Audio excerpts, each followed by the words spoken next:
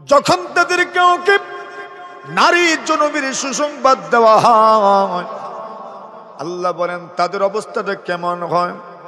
জাল্লা ওয়াজহুহু মুসওয়াদ্দাম ওয়া হুয়া কাযীব, তার চেহারাটা কালো হয়ে যায়, লাঞ্ছিত হয়ে পড়ে চেহারাটা যেন কালো হয়ে যায়। ওই ব্যক্তি এবার চিন্তায় পড়ে যায়, হতাশায় ভুগে দিশাহীনের মতো ভুগতে থাকে। আল্লাহ বলেন ইয়াতাওয়ারা মিনাল কওম, ওরা মানুষের থেকে ওরা আড়ালে থাকতে চায়, মানুষের সামনে মুখ দেখায় না। কেন দেখায় না? মানুষ বলবে আরে তোমার ঘরে বুঝি মেয়ে জন্ম হয়েছে।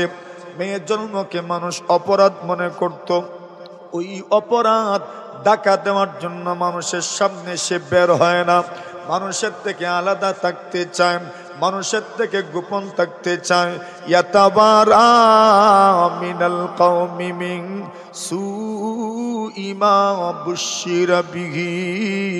আল্লাহ বলেন ওই যে নারীর সুসংবাদ তাকে দেওয়া হয়েছে, নারী জনবের সুসংবাদ তাকে দেওয়া হয়েছে, ওই সুসংবাদটা তার জন্য কাল হয়ে দাঁড়িয়েছে। সে সহ্যই করতে পারে না। লোকজন তার দিকে লাঞ্ছনার দৃষ্টিতে তাকায়, হ্যাঁ প্রতিপন্ন করার দৃষ্টিতে তাকায়। নারী জন্ম দিয়ে সেজন্য অপরাধ করেছে। আল্লাহর বান্দা এইবার হতাশায় বুকে আয়ুমসিকুহু আলা হুন, লাঞ্ছনা সহ্য করে ওই মেয়েকে জীবিত রাখবে। আমি ইয়াদুসুহু ফিত্তুরাব, নাকি লাঞ্ছনা থেকে বাঁচার জন্য মেয়েকে জীবন্ত দাফন করে দিবে। সিদ্ধান্ত নিতে পারে না, সিদ্ধান্তহীনতায় ভুগে। বলুন তো দেখি, সেই যুগে নারীর তো কোনো ইজ্জতই ছিল না, নারীর জন্মটা পর্যন্ত অপরাধ ছিল, নারীর বেঁচে থাকাটা আরো বড় অপরাধ ছিল। সেই যুগে ইসলামের নবী বিশ্ব নবীজি সাল্লাল্লাহু আলাইহি ওয়াসাল্লাম নারীদের পক্ষে আওয়াজ তুললেন। নারীদের পক্ষে আওয়াজ তুলে পয়গম্বর আলাইহিস সালাতু ওয়াসসালাম বলেন, এরে উম্মত লা তাকরাহুল বানাত ফাইন্নাকুন্নাল মুনিসাতুল গালিয়াত। আল্লাহর নবী বলেন, এরে উম্মত শোনো, লা তাকরাহুল বানাত, তোমরা মেয়েদেরকে অপছন্দ করো না, তোমরা নারীদেরকে অপছন্দ করো না, তোমরা মেয়েদেরকে অপছন্দ করো না। মেয়েদের জন্মে তোমরা বিরক্ত হইও না, মেয়েদের জন্মে তোমরা মনক্ষুণ্ণ হইও না, মেয়েদের জন্মে তোমাদের যেন বিরক্তি গ্রাস না করে, মেয়েদের জন্মে তোমাদের চেহারা যেন চিন্তার রেখা ফুটে না ওঠে। কেন রাসূলুল্লাহ বলেন মেয়েদের অবস্থাটা কেমন জানো নি? মেয়েদের অবস্থান ইসলামের দৃষ্টিতে কেমন, বাস্তবিক দৃষ্টিতে মেয়েদের অবস্থা কেমন? আল্লাহর নবী বলেন, ফাইন্নাকুন্নাল মুনিসাতুল গালিয়াত। আল্লাহর নবী বলেন, অন্তরঙ্গ সম্পর্ক স্থাপনকারিনী মহামূল্যবান সম্পদের নাম হলো মেয়ের জাত। সুবহানাল্লাহ। নবীজি কি বললেন? যে নারীরা কি বলে, মেয়েরা কি বলে, মেয়েরা হলো অন্তরঙ্গ সম্পর্ক স্থাপনকারিনী, অন্তরঙ্গতা পোষণকারিনী মহামূল্যবান সম্পদ। ওটা বুঝবেন বিশেষ করে যেই সমস্ত বাবাদের মেয়েও আছে ছেলেও আছে, এরা খুব ভালো করে বুঝে সবচেয়ে বেশি বাবার কাছে ভিড়তে পারে কারা? আপনারা ওই মেয়েদেরকে এরা জীবন্ত পুঁতে রাখত। রাসূলুল্লাহ তাদের মর্যাদা দিলেন, লা তাকরাহুল বানাত ফাইন্নাকুন্নাল মুনিসাতুল গালিয়াত। রাসূলুল্লাহ বলেন এরা অন্তরঙ্গ সম্পর্ক স্থাপনকারিনী, অন্তরঙ্গতা পোষণকারিনী মহামূল্যবান সম্পদ। নারীদের ইজ্জত প্রথম বের হইল কার জবান দিয়ে? মুহাম্মদুর রাসূলুল্লাহ সাল্লাল্লাহু আলাইহি ওয়াসাল্লামের জবান দিয়ে। এখন যারা নারী অধিকার নিয়ে কথা বলে আর নারী অধিকারের নামে নারীদেরকে রাস্তায় বের করতে চান, ফ্যাশনের পণ্য হিসাবে কর্পোরেট ব্যবসায়ীদের এদের কাছে খেলনার পুতুল বানাতে চান, এদের মুখে অথবা ছাড়া আর কিছু থাকে না, ঠিক না? এরা নারীদের কল্যাণকামী হতে পারে না। শোনেন, রাসূলুল্লাহ সাল্লাল্লাহু আলাইহি ওয়াসাল্লাম নারীদের মর্যাদা দিতে গিয়ে আরেক হাদিস শরীফের মধ্যে বলেন, মান কানাত ইনদাহু উনসা, আল্লাহর নবীজি বলেন, যে বাবার মেয়ে সন্তান জন্ম নিল, এই দুনিয়াতে কত বাবা আছে যার মেয়ে সন্তান জন্ম নেন, কত বাবা আছে যার একটা মেয়ে সন্তান জন্ম নেন, এরপরে আরেকটা, এরপরে আরেকটা, এরপরে আরেকটা, এরপরে আরেকটা, শুধু মেয়ে জন্ম হয়, শুধু মেয়েরই জন্ম হয়। কত বাবা আছে ওর চেহারার মধ্যে কোনো বিরক্তি নাই, যত মেয়ে হয় তত খুশি হয়, আসেনি এমন? এমন আছে। তবে বিপরীত চিত্রটা সবচেয়ে বেশি, মেয়ে জনমকে মানুষ সহ্য করতে পারে না। রাসূলুল্লাহ সাল্লাল্লাহু আলাইহি ওয়াসাল্লাম বলেন, মান কানাত ইনদাহু উনসা, দুনিয়ার কোন মানুষের যদি মেয়ে সন্তান জন্মগ্রহণ করে, ফালাম ইয়াইদহা ওয়ালাম ইউহিনহা ওয়ালাম ইউতির ওয়ালাদাহু যুকুরা আলাইহা আদখালাহুল্লাহুল জান্নাহ। আল্লাহ রাসূল সাল্লাল্লাহু আলাইহি ওয়াসাল্লাম বলেন, যে ব্যক্তির কোনো মেয়ে জন্ম নিল, মেয়ে জন্ম নেওয়ার পরে ওই ব্যক্তি তার মেয়েকে জীবন্ত পুঁতে রাখলো না, জীবিত দাফন করলো না, ওয়ালাম ইউহিনহা, অমর্যাদা করলো না, অপমান করলো না, ওই মেয়েটাকে অমর্যাদা করলো না, মেয়ের মর্যাদা দিল না এমন নয়, বরং মর্যাদার চোখে দেখলাম। দুইটা কথা রাসূল বললেন। প্রথম নম্বর কথা, ওই মেয়েকে জীবন্ত দাফন করলো না, ওয়ালাম ইউহিনহা, অমর্যাদাও করল না, ওই মেয়ের ব্যাপারে বিরক্ত হইল না। দুই নম্বর শর্ত। তিন নম্বর বলেন, ওয়ালাম ইউসিরু ওয়ালাদাহু যুকুরা আলাইহা, তারা ছেলে সন্তানদেরকে ওই মেয়ের উপর প্রাধান্য দিল না, ছেলেদেরকে মেয়ের উপর প্রাধান্য দিল না। একটা যুগে মন ছিল যে যুগে মানুষ ছেলেদেরকে মেয়েদের উপর প্রাধান্য দিত, ছেলেদেরকে বেশি মহব্বত করত, ছেলেদেরকে চুমা দিত, মেয়ে সন্তানটা তার কাছে সহ্য হইত না। নবীজি সাল্লাল্লাহু আলাইহি ওয়াসাল্লাম বলেন, ওই লোকটা তাদের চাইতে ব্যতিক্রম ছিল। মেয়ে সন্তান জন্মগ্রহণ করার পরে আল্লাহর বান্দা জীবন্ত দাফনও করল না, অমর্যাদাও করল না। আল্লাহর বান্দা মেয়ে সন্তান জন্মগ্রহণ করার পরে তারা পুরুষ তার ছেলে সন্তানকে প্রাধান্য দিল না। আল্লাহর নবী বলেন, অপেক্ষায় থাকো, অপেক্ষায় থাকো, আদখালাহুল্লাহুল জান্নাহ, মেয়েকে মর্যাদা দেওয়ার কারণে, মেয়ে জন্মে খুশি হওয়ার কারণে আল্লাহ রাসূল বলেন, তোমাকে মহান আল্লাহ জান্নাতের মেহমান বানায়া দিবেন। কয় শর্ত? তিন শর্ত। প্রথম, দাফন করলো না জীবন্ত, তাকে অমর্যাদাও করলো না, বরং মর্যাদার সাথে, স্নেহের সাথে, আদরে যত্নে তাকে লালন পালন করলো। তিন নম্বর বলছেন, তার ছেলে সন্তানকে ওই মেয়ের উপর প্রাধান্য দিল না। রাসূল বলছেন, ওই এক গুণে আল্লাহ তোমাকে জান্নাতের মেহমান বানায় দেবে। নারীর ইজ্জত আসেনি?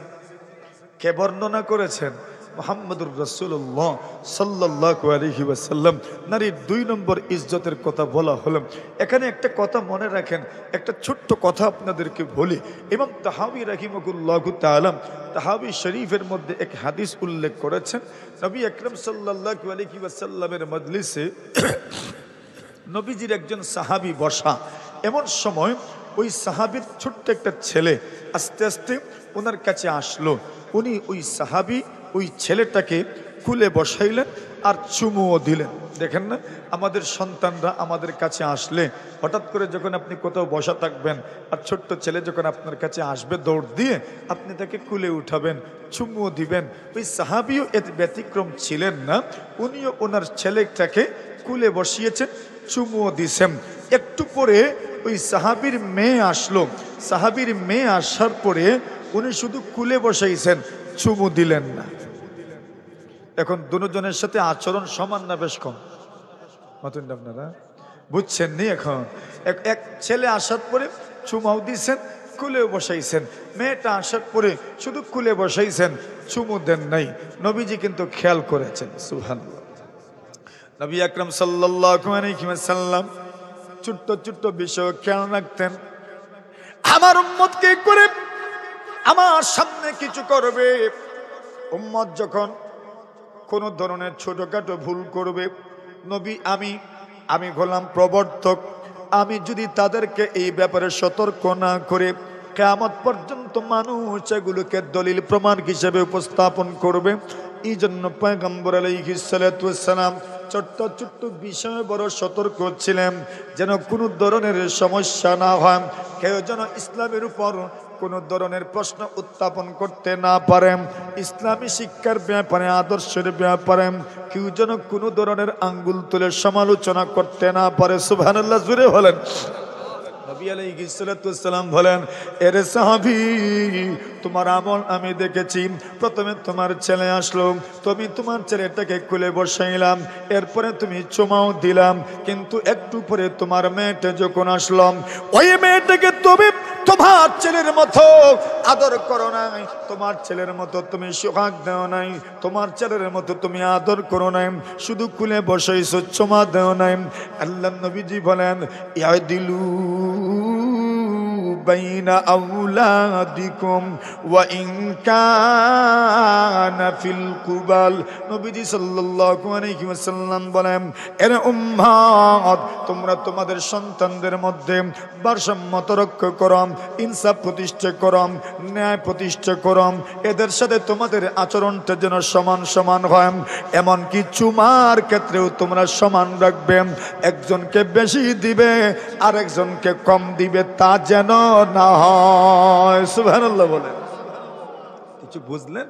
আচ্ছা বলেন তো, আপনি যদি আপনার একটা ছেলেকে, সবাই একসাথে আছে, ছোট ছোট বয়সে তো মানুষ সন্তানদেরকে চুমা দেয়, এখন মনে করেন প্রত্যেকের বয়স ওই 2, 3, 4, 5, 6 এরকম, এখন সবাই আপনার পাশে বসা, একজনকে চুমা দিলেন আরেকজনকে দিলেন না, ওই ছেলেটা মনে করবে বাবা আমার থেকে ওইটাকে বেশি মহব্বত করে, আপনার ব্যাপারে তার মানসিকতায় কুধারণা আস্তে আস্তে সৃষ্টি হবে। বড় হওয়ার পরে সে আপনার ব্যাপারে বিদ্বেষ রাখবে। কেন? সে আপনার যখন তার বুধ শক্তি হয়েছিল তখন সে দেখেছে আপনি তাকে কম মায়া করতেন, কম মহব্বত করতেন। বড় হওয়ার পরে বলবে আমার আব্বা তো আমাকে মায়া কম করতো আর ছোটটাকে বেশি করতাম। এজন্য বলছেন, আরে কার জন্য মায়া কেমন হবে এটা তো বলা যায় না, মহব্বত তো অন্তরের বিষয়, কিন্তু প্রকাশের ক্ষেত্রে সমান করো যেন অন্যজন প্রভাবিত না হয়, অন্যজনের উপর যেন প্রভাব না পড়ে। কেন? যদি প্রভাব পড়ে সে কিন্তু আপনার বিদ্বেষী হয়ে যাবে, আস্তে আস্তে আপনার ব্যাপারে তার নেগেটিভ ধারণার জন্ম হবে, একটা সময় এটা বাস্ট হবে, এটা স্প্রেড হবে, তখন দেখবেন আপনার সাথে তার আচরণটা সুন্দর হবে না। ঠিক না বেঠিক? এজন্য রাসূল বলছেন, সন্তানদেরকে যখন কিছু দিবেন, দেওয়ার ক্ষেত্রে সমতা রক্ষা করতে হবে, একজনকে বেশি দিবেন আরেকজনকে কম দিবেন, এমন যেন সাধারণত না হয়, সাধারণত না হয়, সমান দিবেন। আর বিশেষ করে বড় হয়ে যাওয়ার পরে সম্পদ বন্টনের ক্ষেত্রে একজনের নামে 2 কেয়ার লিখবেন আর আরেকজনের নামে 1 কেয়ার লিখবেন। ইসলাম বলেছে এটা হবে না। কথা বুঝেন নাই? এটা কখনোই হবে না। আপনি দিবেন তো প্রত্যেককে দিবেন, ছেলে এটাও আপনার ওইটাও আপনার, দিবেন তো দুজনকে দিবেন, 3 জনকে দিবেন, 4 জনকেই দিবেন, একজনকে দিবেন আরেকজনকে দিবেন না, হইতে পারে না। নুমান ইবনে বাশীর রাদিয়াল্লাহু তাআলা বলেন, আমার আব্বা জান আমাকে কিছু দিতে চাইলেন, আল্লাহর রাসূলকে সাক্ষী রেখে নবীজিকে বললেন, ইয়া রাসূলুল্লাহ আমি আমার নুমানকে কিছু দিতে চাই। উনি রাসূল বললেন, তুমি কি তোমার প্রত্যেকটা ছেলেকেই দিচ্ছ? বলেন, জি না ইয়া রাসূলুল্লাহ, আমি শুধু তাকেই দিচ্ছি। নবী বলেন, এমন বিষয়ে আমি সাক্ষী হতে পারবো না। সুবহানাল্লাহ বল। সাওয়ু বাইনা আওলাদিকুম ইয়াদিলু বাইনা আওলাদিকুম ওয়া ইন কানা ফিল কুবাল। এমনকি চুমু দেওয়ার ক্ষেত্রে এখানে যেটা আমরা বোঝাতে চাচ্ছি, ছেলেকে বেশি চুমু দিবেন আর মেয়েকে কম দিবেন, হইতে পারে না। ছেলে মেয়েকে সমান চুমা দিতে হবে। আল্লাহু আকবার, জোরে বলেন। দেখছেন নবীজি কোন বিষয়ে নোট করেছেন, কোন বিষয়টা রাসূল নোট করেছেন, যে তুমি তোমার ছেলেকে চুমু দিলে মেয়েকে চুমু দিলে না, বলছেন ইয়াদিলু বাইনা আওলাদিকুম। ইসলাম নারীকে মর্যাদার এমন আসনে ইসলাম রেখেছে যে তুমি মায়া দেওয়ার ক্ষেত্রে, চুমু দেওয়ার ক্ষেত্রে তুমি অবশ্যই সমতা রক্ষা করবে।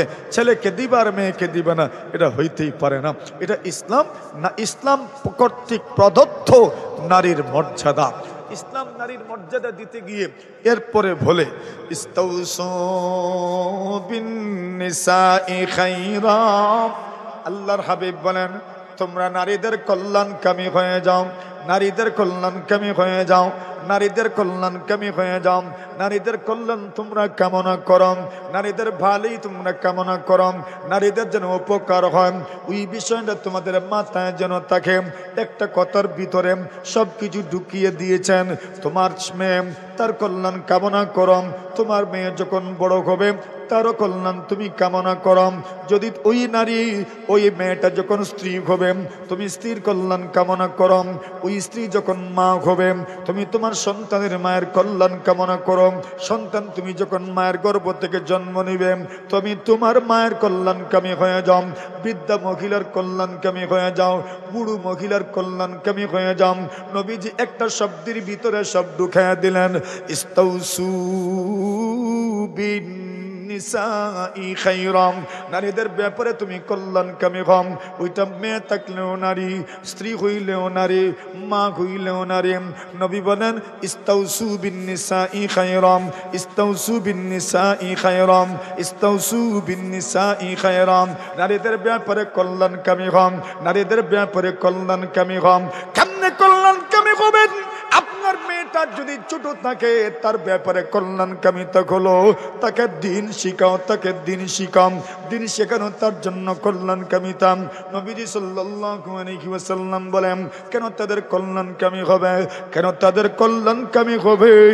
আল্লাহর হাবিব সাল্লাল্লাহু আলাইহি ওয়াসাল্লাম বলেন পুরুষদের ব্যাপারে তুমি সতর্ক থাকলেও চলে, না থাকলেও চলে, কিন্তু নারীদের ব্যাপারে তোমাকে সতর্ক থাকতে হবে। কেন সতর্ক থাকতে হবে? আল্লাহর হাবিব বলেন নারীরা বাঁকা জিনিসের তৈরি, তেড়া জিনিসের তৈরি। এই জন্য তেড়া জিনিসটাকে পুরো সোজা করা যায় না, পুরো সোজা যেহেতু করতে পারবেন না এই জন্য তাদের ব্যাপারে তোমাকে কল্যাণকামী হতে হবে।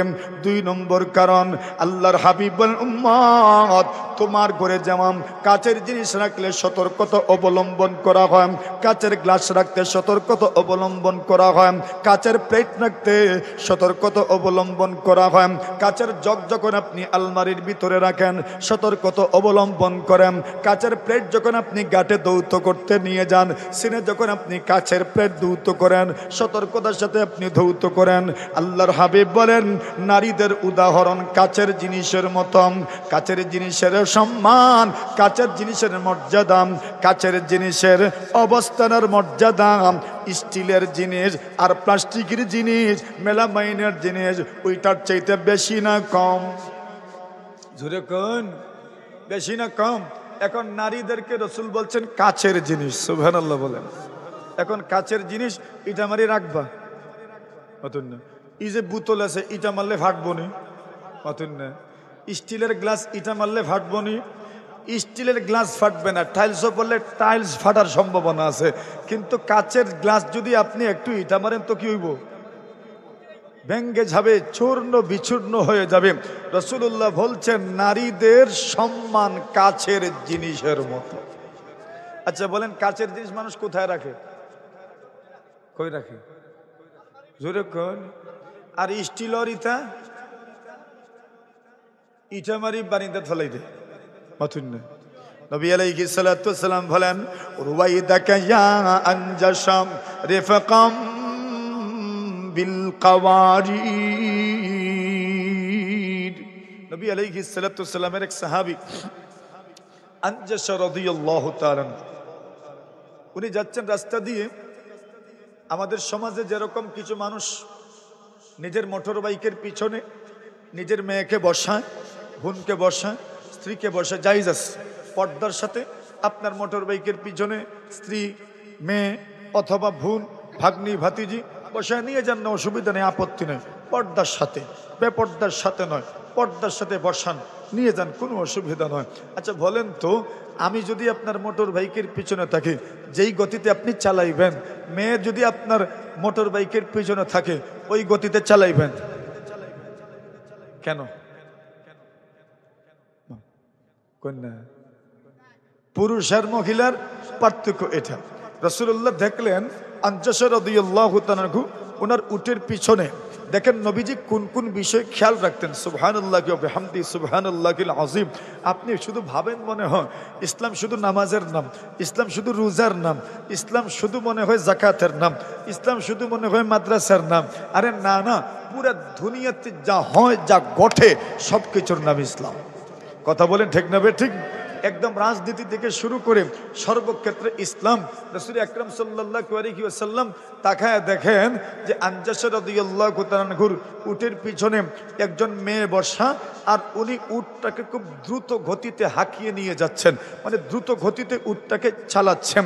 আল্লাহ রাসূল বলে, ও আনজাশা রুয়াই দেখাইয়া আনজাশা, আরে ও আনজাশা আরেকটু আস্তে যাও, আরেকটু আস্তে যাও, আরেকটু ধীর গতিতে যাও, আরেকটু ধীর গতিতে যাও। রিফকাম বিল কাওয়ারির, তোমার পিছনে তো মহিলা বসা, এরা তো কাচের জিনিসের মতো, এদের সাথে কোমল আচরণ করো। জোরে বলেন না সুবহানাল্লাহ। আচ্ছা কোন চাই এখন রাসূল কি বলছেন? রাসূল বলছেন তুমি কাচের জিনিসের সাথে কোমল আচরণ করো। মনে করেন আপনার মোটরসাইকেলের পিছনে স্ত্রী বলছেন একটা ডিনার সেট কিনে আইনো কুলাউড়ার থেকে, আপনি ডিনার সেট কিনছেন আর মোটর বাইকের পিছনে রাখছেন। এখন কই না আপনি কোন গতিতে মোটরসাইকেল চালাইবা? ধীর গতি বলতে পারলে আড়াই আনলো নে। কেন? যদি ভাঙ্গে তো বাড়িতে গেলে বাড়ি ঢুকতে দিব? আর মাতুন না আপনারা, ঢুকতেই দিত না বাড়িতে, ভাঙলো কেন? এজন্য আপনি পারলে ওইটা হেঁটে হেঁটে নিয়ে যেতেন, এত ধীর গতিতে নিয়ে যেতেন। আচ্ছা বলেন তো কাচের জিনিসের প্রতি মানুষের কেয়ার কম না বেশি? বেশি। কাচের জিনিসের প্রতি মানুষের সতর্কতা বেশি, কাচের জিনিসের প্রতি মানুষের আচরণটা অত্যন্ত কোমল হয়। যদি সেও একটু নড়াচড়া করেও তো দেখবেন বড় সতর্কতার সাথে নড়াচড়া করে, একবারে আলিফের মতো সুজা হইয়া। মানুষ কয় না বলে আলিফের মতো সুজা, আলিফের মতো সুজা হইয়া ওই জিনিসটা নড়াচড়া করে কি জানি কখন থেকে কি হয়ে যায়, কিসের থেকে কি হয়ে যায়। আল্লাহ রসুল বলছেন, ও মিয়া তোমার পিছনে মেয়ে বসা, মহিলারা বসা, এরা আর কাচের জিনিসে কোনো বেশ কম নাই। সুবহানাল্লাহ জোরে বলেন। এইবার বলেন তো নবী আমাদের মায়েদেরকে, আমাদের বোনদেরকে, আমাদের মায়ের জাতিকে রাসূল তুলনা করেছেন কাচের জিনিসের সাথে। কাচের জিনিসের ব্যাপারে আমাদের কেয়ার যে পরিমাণ থাকে, কাচের জিনিসের প্রতি আমাদের সতর্কতা যে পরিমাণ, কাচের জিনিসের সাথে আমাদের যে পরিমাণ কোমল আচরণ আমরা করি, আমাদের নারীদের সাথেও, আমাদের মায়েদের সাথে, আমাদের বোনদের সাথে, আমাদের মেয়েদের সাথে, আমাদের ভাগ্নীদের সাথে, আমাদের ভাতিজিদের সাথে এইরকম কোমল আচরণের কথা রাসূল বলছেন। কি বোঝা গেল? আমাদের মায়েদের, বোনদের, মেয়েদের, ভাগ্নীদের, আমাদের মায়ের জাতির ইজ্জত কম না বেশি? জোরে বলেন কম না বেশি? নবীজি এদেরকে তুলনা করেছেন কাচের জিনিসের সাথে।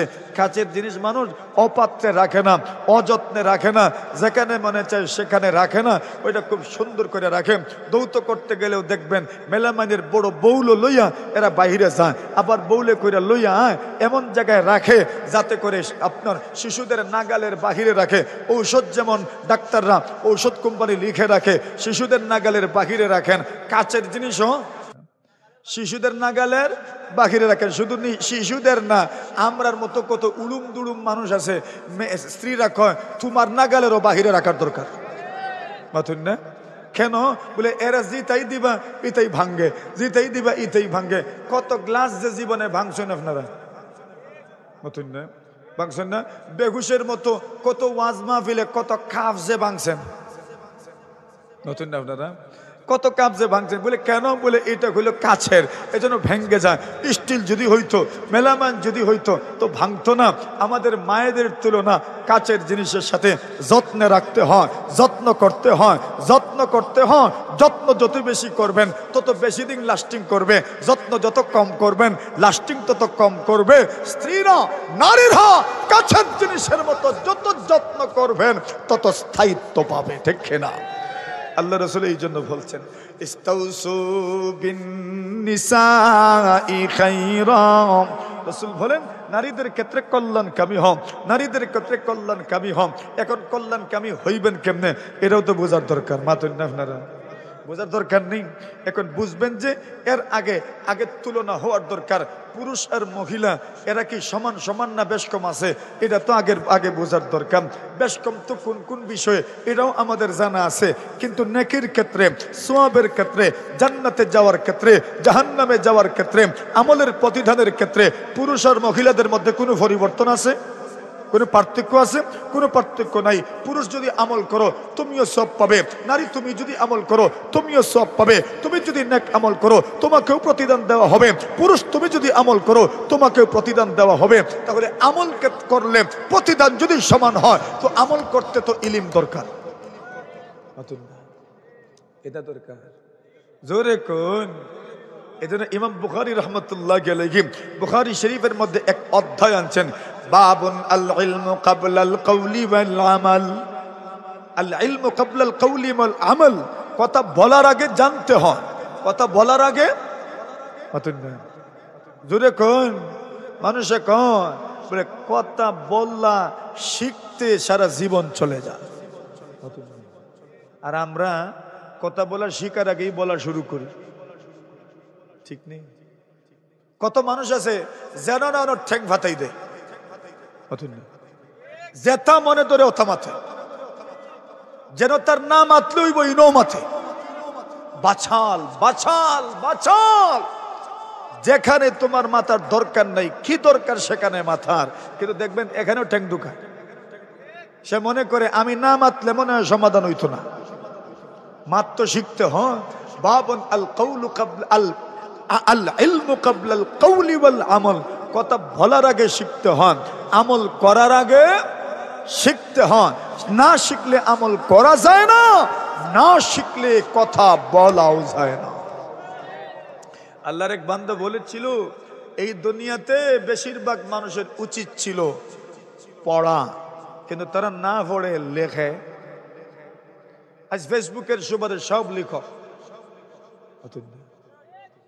ফেসবুকের সুবাদে সব লেখক, অথচ আমার জন্য উচিত ছিল না লিখে পড়া, অন্যের লেখা পড়া। আমি এখন পড়ি না, লেখি, মানুষরে আমার লেখা পড়তে বাধ্য করি। কত মানুষের এই দুনিয়াতে উচিত ছিল মানুষের কথা শোনা, সে এখন শুনে না, অন্যের শুনাইতে চায়। আমিও এর ভিতরে। আমার জন্য উচিত ছিল মানুষের কথা শোনা, এখন জমানায় আমারে এমন ভাবে বানাইছে, কয় তুমি শোনা। এটা আমার দোষ। আমার জন্য উচিত ছিল শোনা, অন্যের কথা শোনা, কিন্তু আমি না শুনে বলা শুরু করছি। কত মানুষের জন্য উচিত ছিল পড়া, সে পড়ে না, সে লেখে, অন্যকে পড়তে বাধ্য করে, অথচ তার জন্য উচিত ছিল পড়া। তো ইমাম বুখারী আলাইহির রাহমা অধ্যায় আনছেন, শিরোনাম আনছেন, বাবুন আল ইলমু ক্বাবলাল কওলি ওয়াল আমাল, কথা বলার আগে, আমল করার আগে কি করতে হয়। ও মনসুরের মানুষ, জুরে কও কিতা করা লাগে, জানা লাগে। আল ইলমু ক্বাবলাল কওলি ওয়াল আমাল, কোন কিছু বলতে হলে, করতে হলে কি করতে হয়, জানতে হয়। কি করতে হয়? তার জানা আগে না পড়ে, জানা আগে না পড়ে, জানা আগে, এরপরে তুমি বলো, এরপরে তুমি আমল করো। বলেন তো নারীদের আমল করতে হবে না? করতে হবে না? না করতে হবে? শুধু পুরুষরা জানলেই হবে না, নারীদেরকেও জানতে হবে? কেন? আমলের ক্ষেত্রে তো দুনো পক্ষই সমান।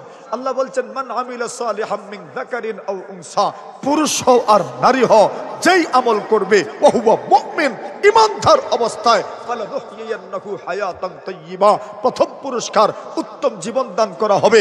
2 নম্বর পুরস্কার, আখিরাতে আল্লাহ তোমার আমলের চাইতে বেশি তোমাকে জান্নাতে পুরস্কার দান করবে। পুরুষ মহিলা আমলের ক্ষেত্রে, প্রতিদানের ক্ষেত্রে সমান। তাহলে আমলের ক্ষেত্রে যদি সমান হয়, তাহলে আমল করতে যেমন পুরুষকে জানতে হয়, নারীদেরকেও জানতে হবে কিনা? যদি কেমনে জানতে হবে ওই কথাটা বুঝায় দেই, জানতে হবে কেন ওই কথাটা বুঝায় দেই। নারী আর পুরুষ এই ক্ষেত্রে যে সমান, এটা আমার কথায় তৈত না, আমার মতো মোল্লার কথা হইব? আরে ওই কথাও তো নবীর রেফারেন্সে আনতে হবে। নবীর রেফারেন্সে যদি আপনি বলেন না, তো আমার কথা কেন বিশ্বাস করতে? নতুন না? তো নবীর রেফারেন্স থাকলে আপনি বিশ্বাস করবেন, আমার মুখ দিয়ে বের হইলে বিশ্বাস করবেন, অমুকের মুখ দিয়ে বের হইলে বিশ্বাস করবেন, যে কারো মুখ দিয়ে বিশ্বাস বের হইলে বিশ্বাস করবেন। কেন? ওই কথার সাথে যুক্ত আছে কালা রাসূলুল্লাহ, কালা রাসূলুল্লাহ, কালা রাসূলুল্লাহ। আমার রাসূল বলেছেন, আমার রাসূল বলেছেন। আমার রাসূল শব্দ যেখানে থাকবে, আরে দুনিয়ার যা কেউ বলুক, সত্য যদি হয় আর রাসূল যদি বলে থাকেন, আলার রাসি ওয়াল আইন, সারা দুনিয়া একদিকে, আমার রাসূলের কথা একদিকে। কথা বলেন ঠিক না বেঠিক? রাসূলের কথা একদিকে, সারা দুনিয়া একদিকে। এখন রাসূল সাল্লাল্লাহু আলাইহি ওয়াসাল্লাম বলছেন আন-নিসাউ শাকাঈকুর রিজাল। রাসূলুল্লাহ হাদিস শরীফের মধ্যে বলেন আন-নিসাউ শাকাঈকুর রিজাল, নারীরা পুরুষের সমান। জোরে কোন সুবহানাল্লাহ। নারী পুরুষের মতো, নারী পুরুষের অনুরূপ। আন-নিসা শাকাঈকুর রিজাল, নারী পুরুষের অনুরূপ। এর মানে নারী আর পুরুষ আদম সন্তানের দুই প্রকার, দুনো প্রকারের মধ্যে সামঞ্জস্যতা আছে। আন-নিসা শাকাঈকুর রিজাল, নারীরা পুরুষের মতো, নারীরা পুরুষের মতো। এখন বলেন তো, পুরুষের যেমন শিখতে হয়, নারীদেরকেও শিখতে হয়। এখন আচ্ছা দেখেন তো, রাসূলুল্লাহ সাল্লাল্লাহু আলাইহি ওয়াসাল্লাম বলেন এই দুনিয়াতে ভালো মানুষ যা পছন্দ করে আমরা এটাকেই ভালো মনে করি। ভালো মানুষ যেটা পছন্দ করে এটাকেই আমরা ভালো মনে করি। মুহাম্মদুর রাসূল যেটাকে পছন্দ করেন এটা যে উন্নত, এটার কোয়ালিটি যে উন্নত, এটার কোয়ালিটি যে উত্তম, কোনো সন্দেহ আছে? আপনারা কেন এটা কে পছন্দ করেছেন? রাসূলুল্লাহ সাল্লাল্লাহু আলাইহি ওয়াসাল্লাম। আমার পছন্দের মধ্যে ত্রুটি থাকতে পারে, আপনার পছন্দেও ত্রুটি থাকতে পারে। রাসূলের পছন্দে কোনো ত্রুটি নাই, রাসূল সাল্লাল্লাহু আলাইহি ওয়াসাল্লামের বাছাইয়ের মধ্যে কোনো ত্রুটি নেই। নবী আকরাম সাল্লাল্লাহু আলাইহি ওয়াসাল্লাম বলেন, ওরে ও উম্মত শোনো, হুব্বিবা ইলাইয়া মিন দুনিয়াকুম সালাত। এই দুনিয়ার কোনো জিনিসের সাথে মানুষের মহব্বত হয় না। এই দুনিয়ার কোনো জিনিসকে মানুষ পছন্দ করবে তাও হয় না। এই দুনিয়ার কোনো জিনিস মানুষ পছন্দ করবে এটা অনুচিত। কিন্তু রাসূল বলেন এরপরেও তোমাদের এই দুনিয়ার তিনটা জিনিস আমি নবীর কাছে বেশি পছন্দনীয়। কয়টা?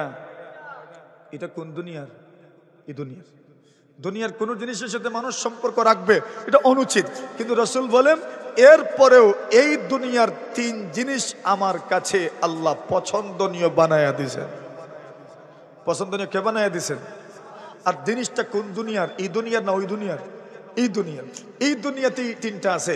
বলছেন এই দুনিয়ার তিনটা জিনিসকে আমার অন্তরে আল্লাহ ভালো লাগার বিষয় বানায়া দিছেন। সুবহানাল্লাহ। কালকে কইতা নি না আজকে কইতা? জোরে সুরে কোন সুবহানাল্লাহ, আরো জোরে সুবহানাল্লাহ।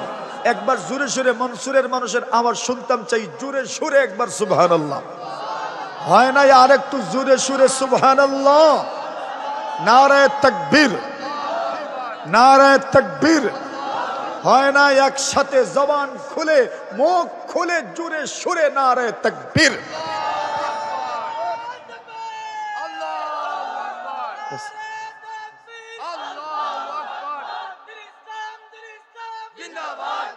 बस बस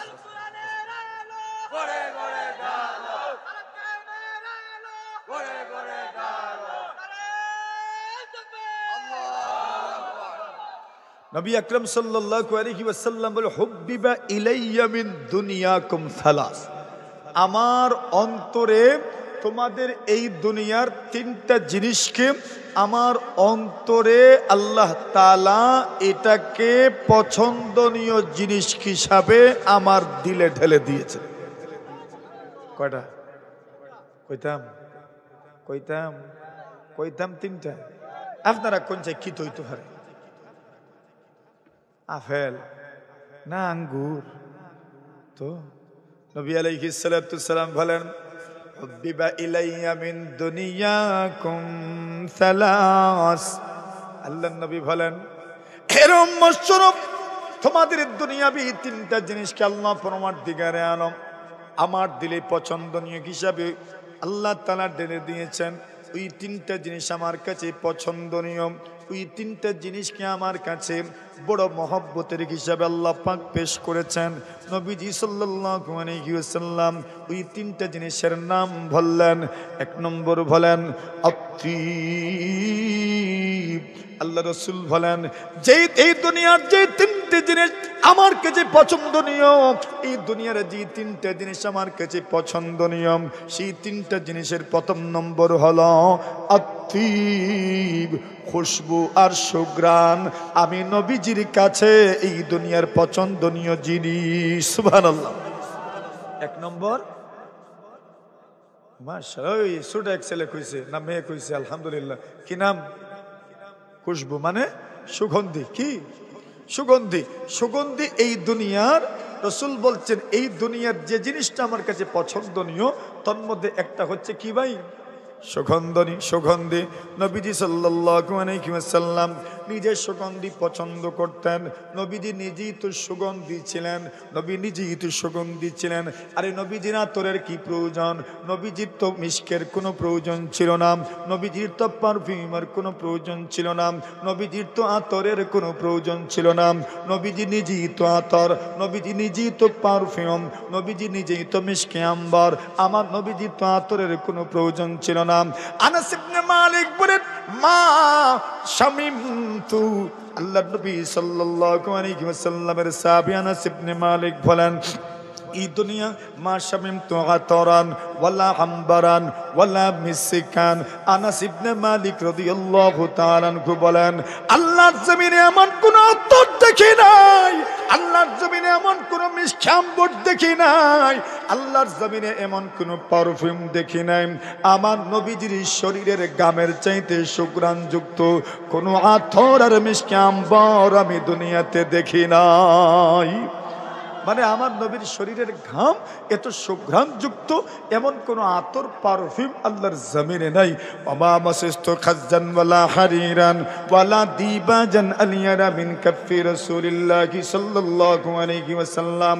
আল্লাহর নবীর সাহাবী আনাস বলেন আল্লাহর জমিনে এমন কোন মাহমল নাই, এমন কোন কাপড় নাই, এমন কোন গদ্দি নাই, এমন কোন মুলায়েম কাপড় নাই যা আমি স্পর্শ করেছি। আনাস ইবনে মালিক বলেন আল্লাহর নবীর হাতের তালুর চাইতে নরম কোন জিনিস আমি আল্লাহর জমিনে খুঁজে পাই নাই। সুবহানাল্লাহ। আনাস বলেন নবীজির শরীরের চাইতে সুঘ্রাণযুক্ত কোন জিনিস আল্লাহর জমিনে আমি দেখি নাই। আমার নাকে এত সুঘ্রাণ আর লাগে নাই।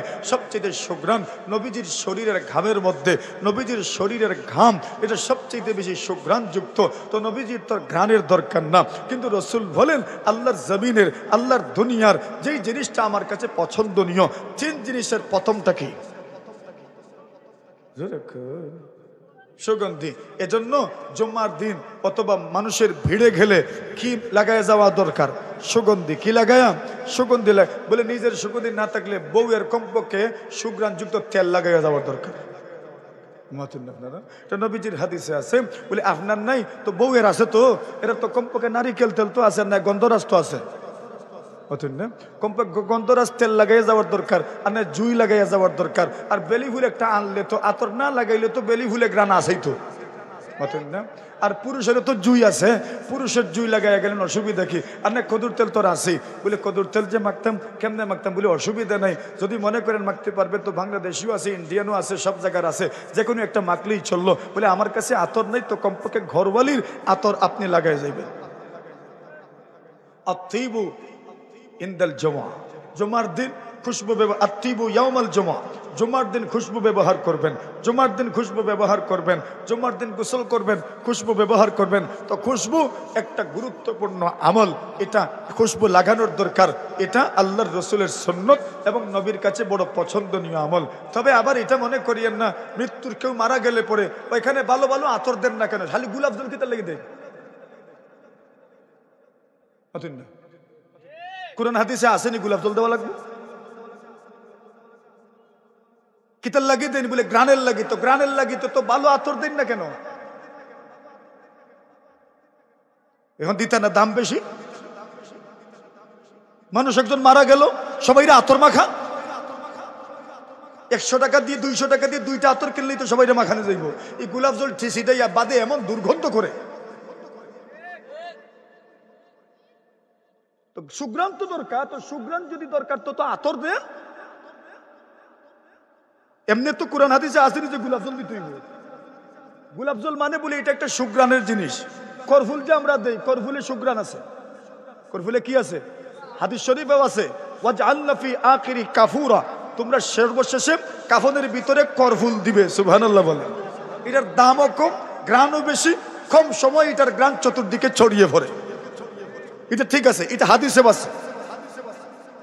কিন্তু গোলাপ জল যেটা আপনি দেন ওইটা গ্রান বেশি নাই, পরে শুকাই গেলে পরে দুর্গন্ধ করে, বেখাটা গ্রান করে। তো ওইটা দিয়ে না, পারলে মৃত্যুর সময় আল্লাহর বান্দা আপনার জীবনে কত কিছু করে গেল, সব দিয়ে গেল আপনাকে, সব দিয়ে গেল আপনাকে, সব দিয়ে গেল আপনাকে, হাজার হাজার টাকার, লাখ লাখ টাকার, কোটি কোটি টাকার জায়গা জমিনের মালিক আপনাকে বানায় গেল, আর আপনি পারলেন না 500 টাকার আতর ব্যবহার করতে। আতর দিবেন ইনশাল্লাহ। কই মা দুধ নাই দেখি এখন মুখ জোরে কোন ইনশাল্লাহ। আতর মাখানি কষ্ট হইব। 3-4 জনে 3 আতর লইলে 3 সপ্তাহ এমনি শেষ। এরপরে আরো আরেক সবে গুড়া একটা মারিলে আরো 3 সপ্তাহ শেষ। পরে আরেক সব যদি বেজুর করেন তো আরেক সপ্তাহ দেন, অসুবিধা কি?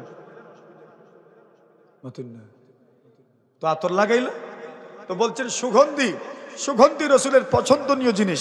রসুল পছন্দ করতেন, সুগন্ধিকে পছন্দ করতেন। তো যেটার মধ্যে সত্যিকার অর্থে সুগন্ধি আছে ওইটা লাগাইবেন। কিছু আতর আছে আতরে গ্রান নাকে লাগলেই বোঝা যায় মরা মরা ভাব। নাই, মানুষ অপছন্দ করে এগুলো। তো মানুষকে কষ্ট দিয়েন না। খুশবু রসুল পছন্দ করতেন। হুব্বিবা ইলাইয়া মিন দুনিয়াকুম সালাস, আল্লাহ রসুল বলছেন এই দুনিয়ার 3 জিনিস আমার কাছে পছন্দনীয়। 1 নম্বর হচ্ছে আত্তাইব, 1 নম্বর হচ্ছে খুশবু, 2 নম্বর রসুল বলছেন 2 নম্বর এই দুনিয়াতে আমি যেটা পছন্দ করি, এই দুনিয়ার যেই জিনিসটাকে আমার কাছে পছন্দনীয় বানানো হয়েছে, আমার কাছে পছন্দনীয় হিসাবে পেশ করা হয়েছে, রসুল বলছেন আর নিসা, নেককার মহিলা। জোরে বলেন সুবহানাল্লাহ। রসুল বলছেন মহিলা আমার কাছে পছন্দনীয় জিনিস। এই দুনিয়ার যেই 3টা আমার কাছে পছন্দনীয়, এই 3টার 1 নম্বর হচ্ছে খুশবু আর সুঘ্রাণ, আর 2 নম্বর হচ্ছে আল্লাহর জমিনে বিচরণকারী নেককার রমণীরা, নেককার নারীরা, আর 3 নম্বর যেই জিনিসটা আমার কাছে বেশি পছন্দনীয়, রসুল বলছেন ওয়াজআইলাত কুররাতু আইনি ফিস সালাহ, আমার কাছে এই দুনিয়াতে 3 নম্বর যেটা পছন্দনীয় সেটা হচ্ছে নামাজ। কোনটা? জোরে কোন। নামাজ। নামাজ পছন্দ হয়নি আমরা, ওইটা তো ঠেকিয়াও কে জিও আর কি না, পছন্দ হয়নি। ইনশাল্লাহ কোন পছন্দ হইব নি? ভালো লাগবে তো? নামাজে লাগলে মন ঠান্ডা হবে তো? কলিজা শীতল হবে তো? চোখ ঠান্ডা হবে তো? তবেই বোঝা যাবে নবীকে আপনি মহব্বত করেন। রসুল বলছেন হুব্বিবা ইলাইয়া মিন দুনিয়াকুম সালাস, এই দুনিয়ার 3 জিনিস আমার কাছে পছন্দনীয়। নাম্বার 1, 1 নম্বর হচ্ছে আত্তাইব, 2 নম্বর হচ্ছে রসুল সাল্লাল্লাহু আলাইহি ওয়াসাল্লাম বলেন আন নিসা, 3 নম্বর হচ্ছে আল্লাহ রসুল বলেন ওয়াজআইলাত কুররাতু আইনি ফিস সালাম। নারীরা কেন পছন্দনীয়? নারীরা কেন পছন্দনীয়? ইসলামী যত বিধিবিধান আছে নারীদের ব্যাপারে এবং ঘরানা জিন্দেগির মেলি বিষয়ের বেশিরভাগ বিধিবিধান এসেছে নারীদের মাধ্যমে। কার মাধ্যমে? নারীদের মাধ্যমে, নবীদের স্ত্রীগণের মাধ্যমে। এমন এমন বিষয় নবীদের স্ত্রীদের মাধ্যমে এসেছে, আপনার জীবনে, আপনার দাম্পত্য জীবনে যা ঘটবে সব বিষয়ে সমাধান হাদিস শরীফের মধ্যে আছে। কেমনে আইলো? নবীর স্ত্রীদের মাধ্যমে। সুবহানাল্লাহ। জোরে কয়। এরা কি কষ্টটা জীবনে করছেন, জীবনের যা যা ঘটেছে, যে সময় সাহাবায়ে কেরাম মেয়েলি জিন্দেগির, দাম্পত্য জীবনের, পারিবারিক জীবনের কোনো মাসআলার সমস্যায় পড়ে গেছেন, সাথে সাথেই নবী পত্নীদের কাছে লোক পাঠাইছেন, জিজ্ঞাসা করছেন এমন ঘটনা কি আপনাদের সাথে ঘটেছে? ঘটে থাকলে এটার সমাধান কি? নবীজির স্ত্রীরা বলছেন এটা আমাদের সাথে ঘটেছে, সমাধান এই। জোরে বলেন না সুবহানাল্লাহ। তাহলে নারীরা শুধু রসুলের কাছে পছন্দনীয় নয়, এই উম্মতের আমাদের মতো হাজার হাজার লাখ লাখ কোটি কোটি মানুষের জীবনের বেশিরভাগ বিধিবিধান দাম্পত্য জীবনের, পারিবারিক জীবনের এসেছে নবী পত্নীদের মাধ্যমে, আজওয়াজে মুতাহহারাতদের মাধ্যমে। সুবহানাল্লাহ। এরাও নারী। রাসূল বলছেন এরা আমার কাছে পছন্দনীয়। আম্মা জান আয়েশা সিদ্দিকা রাদিয়াল্লাহু তাআলা আনহা মহিলাদেরকে পড়াইতেন, আর মহিলাদেরকে পড়ানোর সময় মহিলাদেরকে ওয়াজ করতেন, মুরনা আজওয়াজাকুন্না আইয়াস্তাতিবু বিল মা, তোমরা তোমাদের স্বামীদেরকে বলবে, আল্লাহ রাসূলের স্ত্রী আম্মা জান আয়েশা বলছেন তোমরা তোমাদের স্বামীদেরকে বলবে আইয়াস্তাতিবু বিল মা, এরা যেন ডিলা ব্যবহার করার পরে পানির মাধ্যমেও যেন ইস্তেনজা করে। সুবহানাল্লাহ। আমরা দেশে উল্টো হইছে, এখন আমরা পুরুষেরা ডিলা ব্যবহার করে না, পানি ব্যবহার করে। তো এখানে যদি মহিলা মাদ্রাসা থাকে তো মহিলা মাদ্রাসার হুজুররা, শিক্ষিকারা এরা ওই সমস্ত মহিলাদের মাধ্যমে স্বামীদের কাছে ফরমান পাঠাবে, তোমরা তোমাদের স্বামীদেরকে বলিও এরা যেন ডিলা ব্যবহার করে। কি ব্যবহার করে? হযরত আম্মাজান বলেন ফা ইন্নী আস্তাহয়িহিম, আমি এদেরকে সরাসরি বলবো, আমার লজ্জা করে। জোরে বলেন না সুবহানাল্লাহ। পুরুষদেরকে আমি সরাসরি বলবো কেমনে? আমার লজ্জা করে। এজন্য মহিলাদেরকে মাধ্যম হিসেবে ধরেছেন, মুরনা আজওয়াজাকুন্না আইয়াস্তাতিবু বিল মা, তোমরা তোমাদের স্বামীদেরকে বলো এরা যেন পানির মাধ্যমে ইস্তেনজা করে। কি বুঝলেন? মহিলারাও শিখাচ্ছেন এমন একটা মহিলা যদি আপনার ঘরে থাকে তাহলে আপনার ঘরে পবিত্রতার বিধান, আপনার ঘরানা জিন্দেগীর সমস্ত বিধান যেগুলো হাদিসের আলোকে প্রমাণিত, এগুলো আপনার ঘরে আপনি ফিট করতে পারবেন যদি আপনার ঘরে একজন থাকে যার ভিতরে দ্বীনি শিক্ষা আছে। মাথুন না আপনারা? হযরত আম্মা জান আয়েশা সিদ্দিকা রাদিয়াল্লাহু তাআলা আনহা বলেন, নবী পত্নীদের মধ্যে এবং নবীর যুগের মহিলাদের ইলম অর্জনের কি পরিমাণ আগ্রহ ছিল এবং ওই যুগে মহিলাদের সম্মান কেমনে বাড়তো। আম্মা জান আয়েশা সিদ্দিকা রাদিয়াল্লাহু তাআলা আনহা বলেন, রাহিমাল্লাহু নিসাআল আনসার লাম ইয়ামনাহুন্নাল হায়া বিন আইয়াসআলনা আন আমরি দীনিহিন্না। আম্মা জান আয়েশা সিদ্দিকা বলেন, রাহিমাল্লাহু নিসাআল আনসার, রাহিমাল্লাহু নিসাআল আনসার, আল্লাহ পরওয়ারদিগারে আলম মদিনার মহিলাদের উপর দয়া করেন, মদিনার মহিলাদের উপর আল্লাহ রহম করুন। কোন বর্ণনায় পাওয়া যায় নিআমান নিসা নিসাউল আনসার, আল্লাহর নবী বলেন কতই না উত্তম আনসারী মহিলারা। কেন এরা উত্তম? লাম ইয়ামনাহুন্নাল হায়া মিন আইয়াসআলনা আন আমরি দীনিহিন্না। আম্মা জান বলেন লজ্জার কারণে এরা ইলমে দ্বীন অর্জন করা থেকে বিরত থাকে নাই। সুবহানাল্লাহ। লজ্জাজনক বিষয়ও তারা নবীজিকে প্রশ্ন করতেন আর সমাধান জানতেন। মহিলাদের কত ব্যাপার আছে, এগুলোর সম্পর্ক তার নামাজের সাথে, তার রোজার সাথে, তার তাসবিহের সাথে, তার কোরআন তিলাওয়াতের সাথে। এগুলো যদি এরা জানে না, এমন তো নয় যে এগুলোকে ওরা অ্যাভয়েড করতে পারবে, এগুলোকে পাশ কেটে যেতে পারবে, এমন কোনো সুযোগ এদের নাই। কিন্তু বলেন তো, তার জীবনে যখন এমন বিব্রতকর পরিস্থিতির সম্মুখীন হয় তখন জানতো কই থেকে? কেমনে জানতো? নবী আলাইহিস সালাতু ওয়াস সালামের যুগে এর বিধান নবী পত্নীদের মাধ্যমে, আজওয়াজে মুতাহহারাতদের মাধ্যমে, মেয়েদের মাধ্যমে এই বিধানটা পর্যন্ত মেয়েরা জেনেছেন রাসূল সাল্লাল্লাহু আলাইহি ওয়াসাল্লামের কাছ থেকে। সুবহানাল্লাহ। জোরে কর। এদের লজ্জা এদেরকে শরীয়তের মাসআলা মাসের শিকার থেকে বিরত রাখতে পারে না। এমনকি কিছু মহিলারা তো নবীজির কাছে দুঃখ প্রকাশ করেছেন। জাআত ইমরাআতুন ইলান নবী সাল্লাল্লাহু আলাইহি ওয়াসাল্লাম আন আবি সাঈদ আল খুদরি রাদিয়াল্লাহু তাআলা আনহু। আবু সাঈদ খুদরি রাদিয়াল্লাহু তাআলা আনহু বলেন, ইমাম বুখারী রাহমাতুল্লাহি আলাইহি এক অধ্যায় এনেছেন কোন মহিলাদের জন্য আলাদা দিন পড়ালেখার ব্যবস্থা করা, মহিলাদের জন্য আলাদা দিন ওয়াজের ব্যবস্থা করা, নির্ধারিত দিনে মহিলাদেরকে ওয়াজ করা, নির্ধারিত দিনে মহিলাদের সামনে মাসআলা মাসাইল বর্ণনা করা, নির্ধারিতভাবে মহিলাদের জন্য আলাদা শিক্ষার ব্যবস্থা করা। এই ব্যাপারে ইমাম বুখারী এক অধ্যায় আনছেন কিতাবুল ইলমের মধ্যে। এখানে আবু সাঈদ খুদরি রাদিয়াল্লাহু তাআলা আনহুর হাদিস উল্লেখ করেছেন, জাআত ইমরাআতুন ইলান নবী সাল্লাল্লাহু আলাইহি ওয়াসাল্লাম। এক মহিলা নবী আকরাম সাল্লাল্লাহু আলাইহি ওয়াসাল্লামের কাছে গেলেন আর গিয়ে বললেন, ইয়া রাসূলুল্লাহ গলাবানা আলাইকার রিজাল ওয়া ফি হাদিসিন যাহাবার রিজালু বি হাদিসিকা ইয়া রাসূলুল্লাহ। ওগো আল্লাহর রাসূল, পুরুষেরা আপনার কাছে বসে, আপনার কাছে আসে, আপনার কাছে বসার কারণে আপনি তাদের সামনে হাদিস বর্ণনা করেন, এরা হাদিস শিখে, এরা তো ইলমের ঝুলি সমৃদ্ধ হয়েছে। আমরা আপনার কাছে সব সময় আসতে পারি না, আমাদের পারিবারিক ঝামেলা আছে, সবকিছু রেখে আমরা তো আপনার কাছে সব সময় আসতে পারি না। এখন কি আমরা ইলম ছাড়া থাকতাম? সুবহানাল্লাহ। কি দুঃখের কথাটা। যাহাবার রিজালু বিহাদিসিক, পুরুষেরা হাদিস শিখে আমরা তো পারি না। গালাবানা আলাইকার রিজালু ইয়া রাসূলুল্লাহ, পুরুষেরা আপনাকে চতুর্দিকে বেষ্টন করে রাখে, ওরা শিখে আমরা তো শিখতে পারি না। আল্লাহর বান্দী বলেন, ইয়া রাসূলুল্লাহ, অভিযোগ নয় গো, শুধু আপনার কাছে একটা অনুরোধ করার জন্য আসলাম, আপনার কাছে আবেদন করার জন্য আসলাম। কি আবেদন, কি অনুরোধ? আল্লাহর নবীর ওই উম্মত মহিলা বলেন, ইয়া রাসূলুল্লাহ, ইয়া হাবিবাল্লাহ, ফাজআল লানা মিন নাফসিকা ইয়াওমান। আল্লাহর নবী গো, আলাদা একটা দিন আমাদের জন্য নির্ধারণ করেন। তুআল্লিমুনা মিম্মা আল্লামাকাল্লাহ, আল্লাহ আপনাকে যা শিখিয়েছেন ওই বিষয়গুলো আলাদা দিন, নির্দিষ্ট দিনে আপনি আমাদেরকে শিখাবেন। ওইখানে কোনো পুরুষ থাকবেন না, জোরে বলেন সুবহানাল্লাহ। কোনো পুরুষ থাকবেন না, শুধু আপনি আমাদেরকে শিখাবেন, আমরা মহিলাদেরকে আপনি শিখাবেন। রাসূল বললেন, যাও, আমি তোমাদের জন্য সপ্তাহে একদিন নির্ধারণ করলাম। জোরে বলে। রাসূল সপ্তাহে একদিন নির্ধারণ করলেন।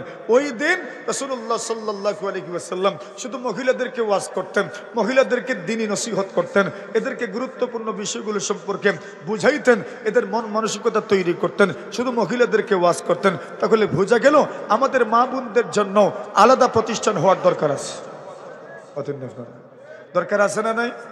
মহিলারা, হযরত আব্দুল্লাহ ইবনে মাসউদ রাদিয়াল্লাহু তাআলা আনহু, নবী করিম সাল্লাল্লাহু আলাইহি ওয়াসাল্লামের সাহাবীদের মধ্য থেকে যু ইলম সাহাবী যাদেরকে বলা হয়, যাদের ইলম বেশি, তার মধ্যে একজন আব্দুল্লাহ ইবনে মাসউদ রাদিয়াল্লাহু তাআলা আনহু, আলী ইবনে আবি তালিব আর আব্দুল্লাহ ইবনে মাসউদ রাদিয়াল্লাহু তাআলা আনহুমা, এই দুইজনের কাছে সমস্ত সাহাবীদেরকে আল্লাহ পাক যেই পরিমাণ ইলম দান করেছিলেন, এই দুইজনের ভিতরে আল্লাহ এই পরিমাণ ইলম দান করেছেন। জোরে কোন, এত বড় আলেম দুজন, এত বড় আলেম, এত বড় আলেম, এই দুইজনের মধ্যে আল্লাহ তাআলা সমস্ত সাহাবায়ে কেরামের কাছে যে পরিমাণ ইলম, ওই ইলমের সার নির্দেশ আল্লাহ তাআলা এদের মধ্যে দান করেছেন। আব্দুল্লাহ ইবনে মাসউদের স্ত্রী যায়েনাব রাদিয়াল্লাহু তাআলা আনহা, উনি বলেন, নবী আলাইহিস সালাতু ওয়াসসালাম মহিলাদেরকে ওয়াজ করেছেন, ইয়া মাশারান নিসা, ও নারীরা, ও নারীরা, তাসাদদাকনা, তোমরা সদকা করো, তোমরা সদকা করো, তোমরা সদকা করো। নবী ওয়াজ করেছেন, কারে ওয়াজ করছেন? কারে? মহিলারা। কারে করছেন? জোরে কোন, মহিলারা ওয়াজ করছেন, সদকা করো, সদকা করো, সদকা করো। নবীর সাহাবায়ে কেরাম বলেন, আমরা দেখলাম যে নবী আলাইহি যখন বলছেন সদকা করো, তখন কিছু কিছু মহিলা কানে হাত দিয়ে, কানে যেটা লাগায় এটা রেখে তা কয়, মহিলারা যেটা লাগায় কানের দুল, আর আমরা গাঁর ভাষায় কি তা কয়, খান, খান ভাষা। হযরত রাসূল করিম সাল্লাল্লাহু আলাইহি ওয়াসাল্লামের সাহাবায়ে কেরাম বলেন, আমরা দেখলাম যে মহিলারা কানে হাত দিয়ে দিয়ে কানের দুল পর্যন্ত বেলালের কাপড়ের মধ্যে দিয়ে দিচ্ছেন। সুবহানাল্লাহ। এটা